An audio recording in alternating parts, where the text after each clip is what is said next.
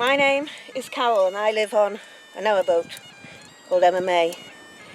Most people refer to it as the wool boat because we live on the boat and we run our business from the boat. We run a wool shop and I do knitwear and commissions for people. We've been on this boat since 2011 and we had it specially built for us because the boat that we had before, Patty Ann, was too short. It was a 50-foot boat before. This one's a 57-foot boat, and that means we've got a storeroom in the middle. We started the business in 2009. We decided that we'd had enough of life on the bank, and we decided to take an adult gap year.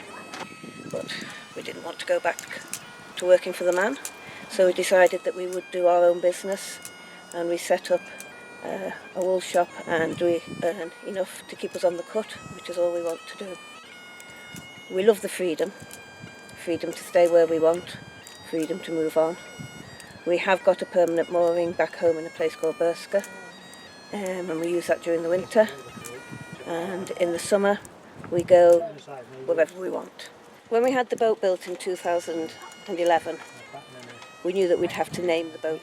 Colin had a motorbike and its registration number started EM, and the kids always called the motorbike Emma.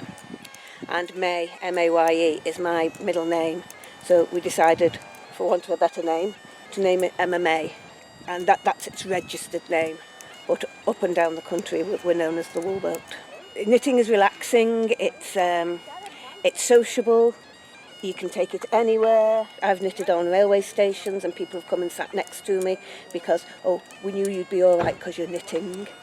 It's just such a sociable activity. If somebody was coming to live on the canal, I would advise them to do a hire boat in the summer when the weather is absolutely glorious, and then hire again in the winter when you're having to generate your own electricity, when it gets dark at 4 o'clock at night and it doesn't get light until 9 o'clock in the morning. That is the hardest time. Not the heat, not the cold, because you never get cold on a narrowboat, but having to generate your own electricity when you can't run your engine past 8 o'clock at night, so you've got to make sure that you've got enough in your batteries to last you all night. And if you can cope with that, you can cope with anything. We tend not to use an awful lot of electricity. We have a small television.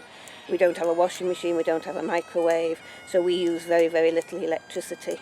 But if you can cope with that, it is a fantastic way of life.